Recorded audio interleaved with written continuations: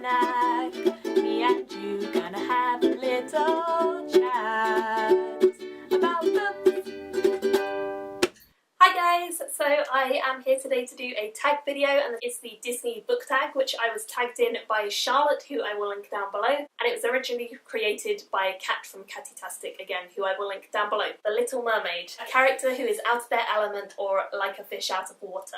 I chose Winter from The Thousand Names by Django Wexler for this one because I feel like Winter has a lot to deal with in the story. She's a fish out of water because she's a female who is masquerading as a male in the army to escape a lot of her past, and I just feel like she has a lot to overcome. She really is a little bit struggling at the beginning because she's not really sure how to deal with the situation she's put in, but she definitely grows as a character and becomes really great as the story goes on, so I really enjoyed seeing her. Number 2, Cinderella.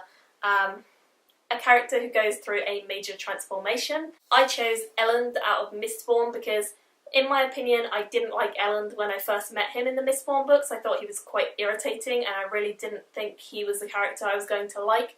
But by the end of the series, he was certainly one who I was much more interested in. He had changed as a person and become a lot more interesting and a lot better as a character, in my opinion. I think he really developed and the people around him made him better, and he sort of grew from the mistakes he'd made, so I really enjoyed seeing him go through that transformation. Number 3, Snow White, a book with an eclectic selection of characters. I chose Smile is Fair by Rebecca Levine for this one because it has a lot of different characters and a lot of different groups of characters. There are different tribes and each of them have their own customs, and there are different people who are so individual and so different and so well developed as these individual and different characters. I really enjoyed seeing each and every one of them develop and grow over the course of the story, and I think that was really a wonderful book, so if you've never read it before, definitely give it a go. Number 4, Sleeping Beauty, a book that put you to sleep. For me, The Bronze Horseman by Paulina Simmons. I hated that book. It was really boring, and although I thought that the world was described really well and it was interesting from a historical point of view, the characters bored me to death and they did some really stupid stuff that I really hated.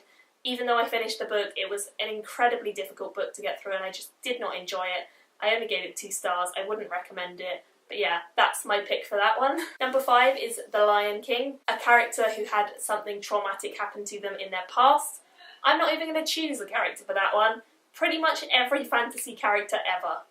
That's my answer. Pretty much every fantasy character ever had something traumatic happen in their past, whether it was that they were made an orphan, whether it was that they saw something terrible, whether it was that they have become involved in a really creepy cult or raised by wolves or whatever it may be. Like, something bad has always happened to fantasy characters. Number 6, Beauty and the Beast. A Beast is a book that you were intimidated by, but when you read it you actually found it to be beautiful. For me, I would say I actually love big books. I don't tend to get intimidated by them at all, but I would choose The Wheel of Time because it's the biggest book ever. I mean, all 14 of the books are the single story. It's not really counted as a series, it is counted as one book even though it's published as 14. So I would say that was a pretty long one, but I actually love it and I'm still reading it. I'm still on book 11, but I love that series. It has so many wonderful elements that just work together in such a great way, and a lot of cool characters and a lot of cool things that happen. So yeah, that would be my pick for that one.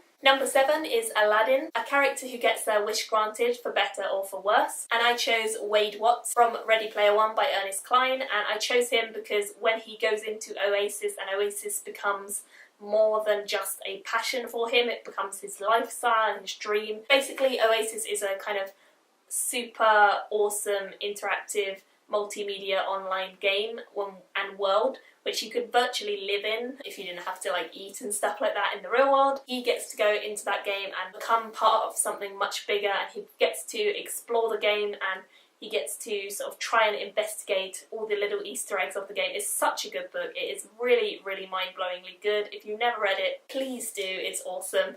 But yeah, he basically gets his dream in Oasis because it is essentially a dream world and a dream reality. Number 8, Mulan, a character who pretends to be something that they're not. I chose for this one Marco and Celia from The Night Circus because both of them are magicians, but they are trying to hide their identity from the other one.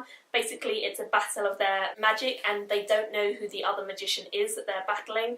They have to create things within the Night Circus that are just incredible and mind-blowing and awesome and magical, and they have to try and top the other magician, but they don't know who the magician is, so constantly they are trying to work out who the magician is, but also conceal their own identity whilst battling with magic and creating wonderful, awesome and inspiring things within the circus. Again, another amazing story. If you've not read it, go and read it, it's awesome. Number 9, Toy Story, a book with characters that you wish would come to life. For me, I chose the Rieria books by Michael J. Sullivan, and I wish that Royce and Hadrian would come to life because they make me laugh so much. When I'm reading about them, they are just hilarious together.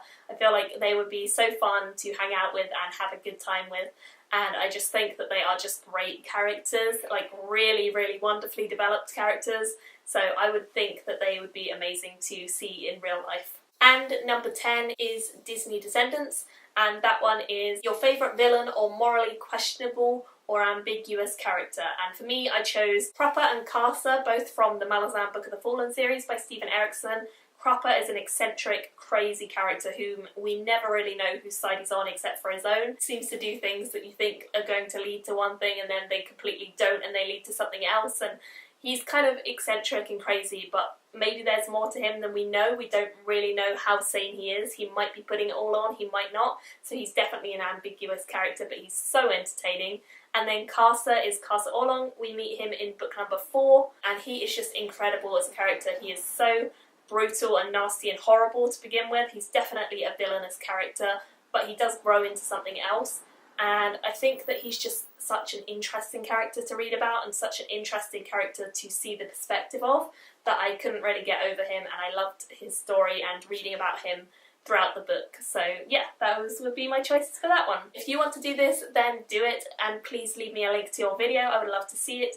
Also, just to let me know some of your favourite Disney characters below, because I would love to hear that as well. Thank you all for watching, and I will see you all very soon in another video. Bye! Me and you gonna have a little chat.